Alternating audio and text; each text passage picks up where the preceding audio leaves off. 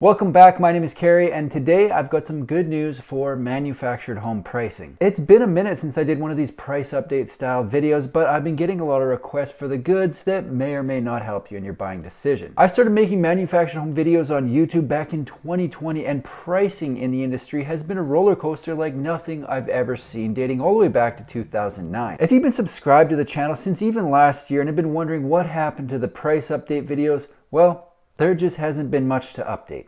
Until now. For a couple years straight, I wasn't seeing anything but increased prices and wait times, but now, honestly, things have changed. The days of weekly price increases and viewers peppering the messenger in the comments are long gone. Don't get me wrong, I still get peppered in the comments, just for different reasons. Here's the thing, the buying frenzy appears to be over. Prices from factories have leveled off and in some cases started heading the other direction. This is the moment people have been waiting for. What I'm going to do is tell you about the latest manufactured home factory update I got and tell you what I think it means for those looking to buy in 2023.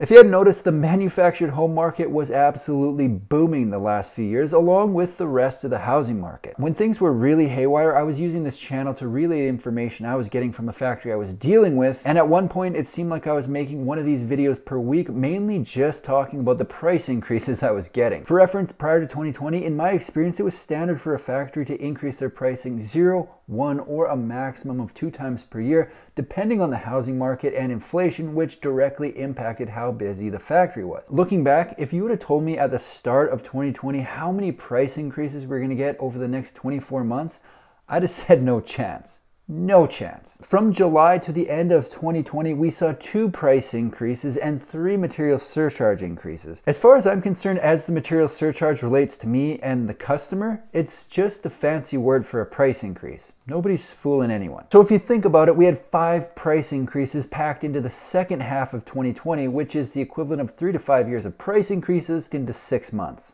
Not fun for buyers. The reasons given for the price increases in 2020 for the most part came down to rising costs and the price increases the factory was receiving from their suppliers. For example, one from late 2020 read, "We will be implementing a 3% increase across all series. We have been experiencing price increase notice from most suppliers and consequently have no alternative with our current backlog but to pass these increases along." And that, as I just noted, is exactly what happened. 5 price increase notices. Doesn't get much worse than that, does it?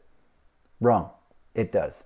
2021 was a completely different animal. During the magical year of 2021, we received 13 price increase notices, a steel frame surcharge, and an options increase. If you think back, that's when lumber went bananas, there were supply chain issues, and it seemed like everyone and their dog wanted a new house. The perfect storm, if you will. An interesting tidbit that I should probably mention is that even with all the increases in the industry, sales didn't slow down for anyone that I talked to. Manufacturers were selling the homes as fast as they could build them up until quite recently. For me, the biggest challenge, and looking back, a pretty clear indication of just how wild a time it was the implementation of non-fixed pricing. In March 2021, non-fixed pricing was introduced at the factory I was dealing with to combat how fast the cost to build was increasing and essentially protect the factory from agreeing to sell a home at one price only to find out when the home was built that it cost significantly more. How this worked was the price the retailer would pay wasn't locked in until 120 days before the home was scheduled to be built. To give you an example of what this looked like, if I ordered a home in January and they had an 8-month backlog,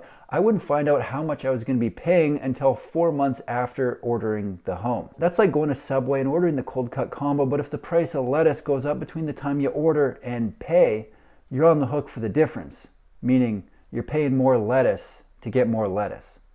Makes it a little bit tough to budget your lunch. I did actually order a home in January of 2022, and between the time I ordered and the time the price was locked in, it was hit with 2 price increases. It's wild.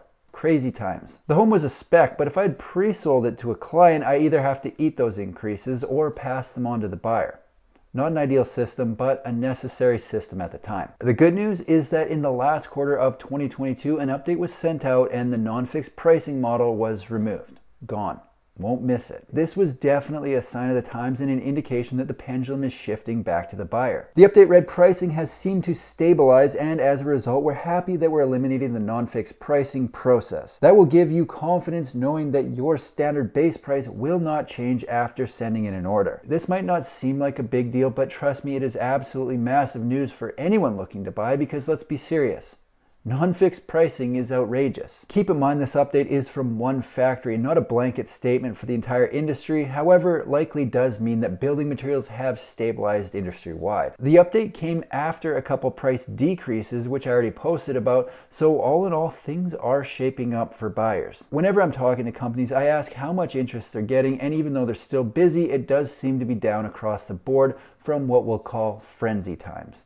And that's to be expected. In the last price decrease video that I posted, which was sometime way back in 2022, I noted that the market had likely peaked, but the number of homes shipped would increase a while longer because those were likely ordered 6 to 12 months earlier. Now it's clear and well documented that the market has peaked and the numbers support it. The latest information showing for the US on the Census Bureau website is from January 2023, and not only were there less homes shipped in January 2023 than January 22, but it's actually the lowest amount of homes shipped in January since 2016. For reference, there were 8,500 homes shipped in January 2021, 9,100 shipped in January 2022, and only 7,000 manufactured homes shipped in January 2023. The big question that people likely care about is, what does it mean for people looking to buy going forward? If you've been in the market to buy a manufactured home at some time in the last few years, there's a good chance the experience was a bit different than normal. Between price increases and longer than normal wait times due to everything I just talked about, it's been interesting to say the least. For everyone who was able to buy the home they wanted,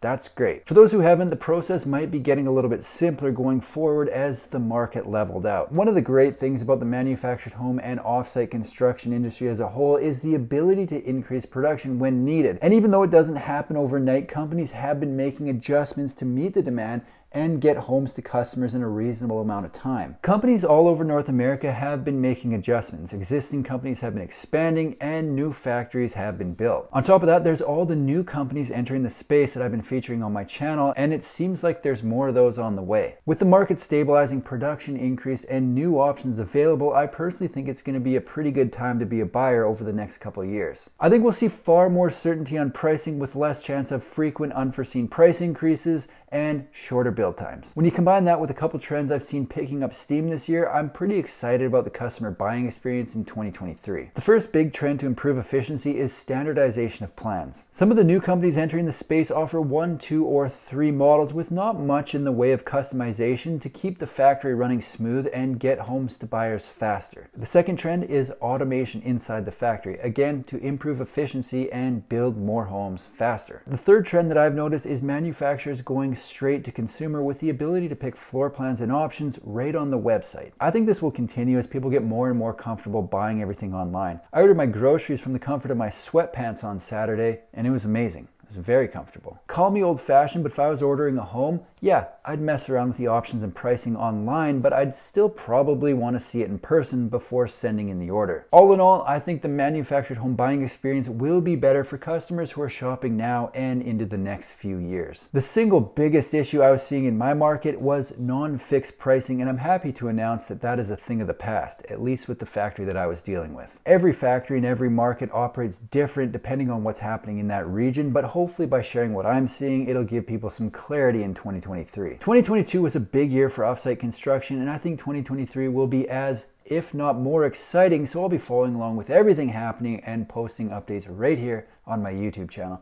That's all I've got for today. If you like manufactured home videos, make sure to subscribe to my channel because I've got new ones coming out every single week. Thanks for watching. See you in the next one.